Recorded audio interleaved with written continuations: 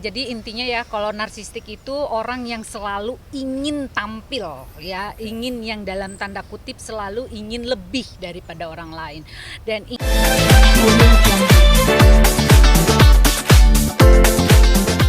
illness itu kan gangguan kejiwaan kan gitu, gangguan mental gitu ya.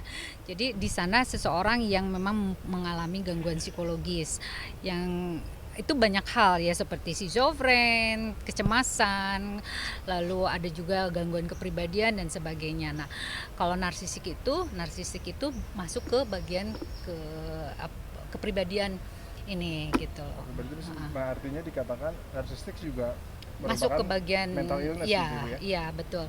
Karena itu bagian dari gangguan kejiwaan kepribadian ya di sana. Ciri-cirinya apa sih Bu orang yang mengalami narsistik? Banyak sekali ya. Jadi intinya ya kalau narsistik itu orang yang selalu ingin tampil ya, ingin yang dalam tanda kutip selalu ingin lebih daripada orang lain dan ingin diperhatikan, ingin sesuatu yang meletup-letup, yang ingin sekali orang lain itu attention terhadap dia. Dia juga emosinya juga lebih banyak apa ya istilahnya, lebih banyak kontrolnya ya. Biasa orang-orang narsistik itu begitu. Karena dia mudah tersinggung. Ciri khasnya itu gitu, mudah tersinggung, tapi dia juga tanpa peduli orang, kadang-kadang begitu. Jadi kembali ke karakter masing-masing sih ya. Jadi tapi ciri khas yang paling menonjol yaitu jadi orang itu tidak bisa dinomorduakan lah gitu. Dia harus bisa tampil dan ingin selalu diperhatikan orang. Itu yang paling menonjol. Kalau gitu. penyebabnya sendiri Bu, mungkinkah ada traumatik di masa kecil atau seperti apa menurut? Iya jelas sih, tapi intinya ya narsistik ini kalau menurut dari APA ya, American Psychologist Association itu masih belum jelas itu dari mana asalnya.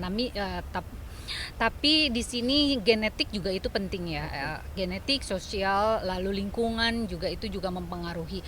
Karena bagaimana pola asuh orang tua itu juga salah satu membentuk orang ini menjadi narsistik atau tidak kan gitu.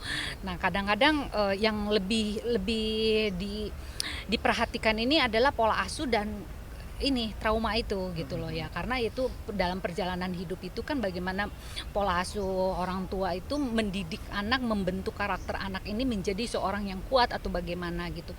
Tapi kecenderungan orang dalam pola asuh tersebut biasanya overprotective ya, yang overprotective dia juga selalu yang ingin diperhatikan dan selalu menjadi nomor satu di dalam keluarganya. Itu yang membentuk dia tidak ada rasa empati di dalam dirinya. Itu yang mengakibatkan dia merasa bahwa dia itu egosentris gitu loh.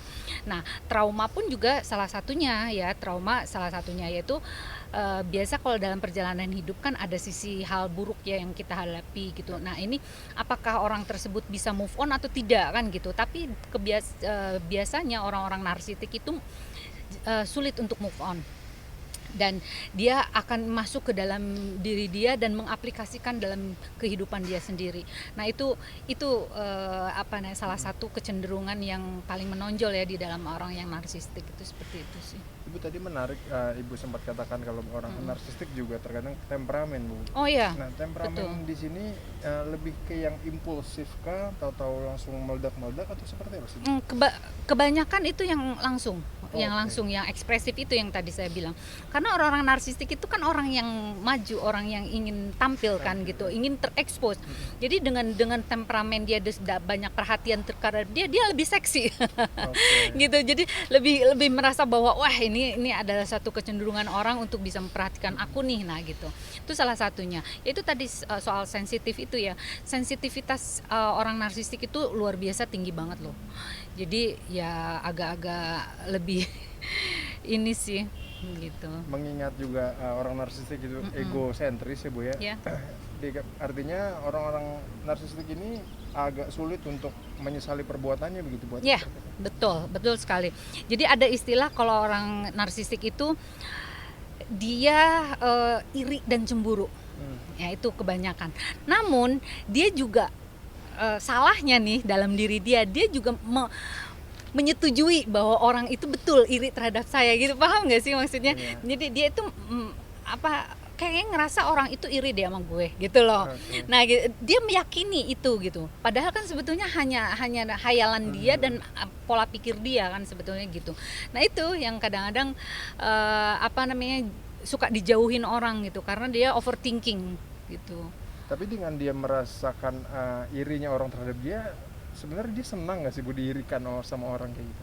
Ya dia lebih seksi, bener, lebih ngerasa bahwa oh ini loh, ini gue nih, pokoknya gue harus lebih dari dia nih, gitu. Biarin aja orang iri, semakin orang iri sama gue bisa lebih banyak tampil nih, nah gitu. Jadi kayak terkesan dia menyingkirkan orang lain dengan dia harus tampil dengan diri dia gitu, seperti itu. Ibu kalau melihat Rizky Bilar, Ibu melihat tanda-tanda narsistik yang kita bicarakan tadi nggak sih pada sosok Rizky Bilar? Betul. Jadi gini, kalau narsisik ini kan harus melalui tes psikologi ya, tes psikologi dan konseling dan sebagainya, dan kita bisa mengasesmen dia. Kalau melihat dari serta indikasi ke arah sana kan ada, namun kita tidak boleh melabelkan bahwa dia itu seperti itu kan gitu ya, harus melalui tes psikologi itu, jadi tes klinis lah ya gitu.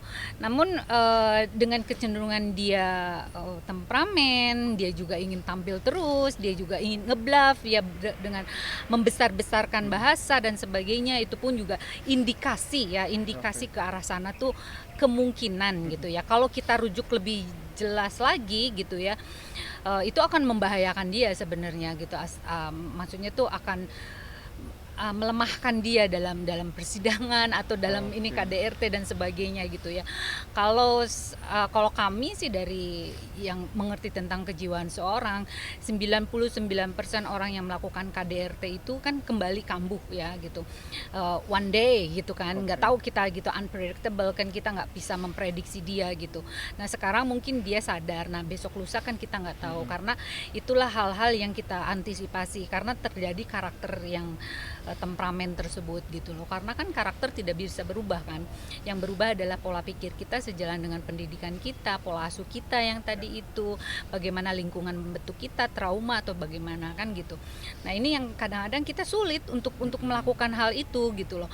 Jadi hanya melihat dari sisi ininya saja, oh iya dia mungkin dia sadar ini sebagai efek jerah bla bla bla, tapi kan kita tidak bisa memprediksi itu gitu loh. Jadi bisa saja dia datang ke psikolog untuk terapi pun gitu, kita juga tidak bisa bahwa dia sembuh 100% atau enggak gitu. Artinya tidak bisa sembuh Bu? Kalau dalam sebuah penelitian sih itu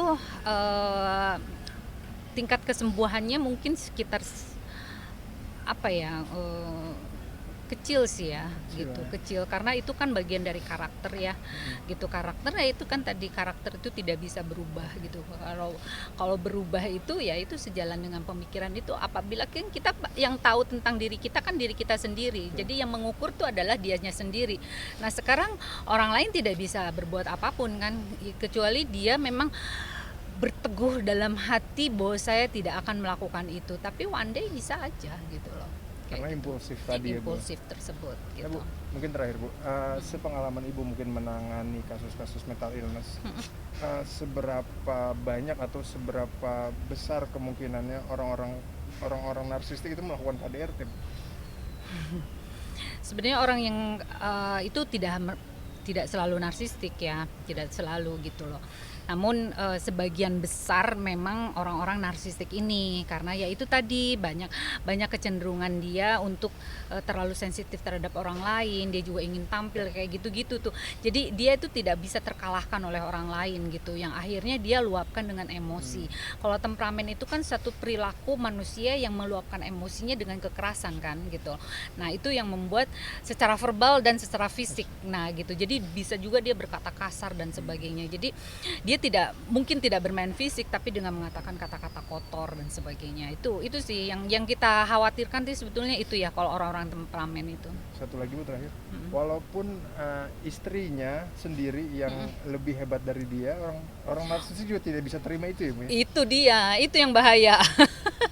Itu yang bahaya justru gitu, karena dia bukan dari uangnya sendiri, dia justru akan menguasai orang lain untuk bertekuk di bawah ketiaknya dia, istilahnya gitu, dan menstir semua apa yang dia mau Itu bahayanya gitu ya. Jadi ya karena dia ingin menonjol itu gitu, dia ingin segala sesuatu secara dirinya dia tidak mampu, tapi dorongan dia untuk terjadi di dalam diri dia untuk bisa tampil dan melegalkan akhirnya seperti itu. apapun caranya. Apapun caranya. Ibu, mungkin apa sih yang harus dilakukan istrinya pelaku seperti Saya ini? sih saranin dia datanglah ke ahli jiwa ya.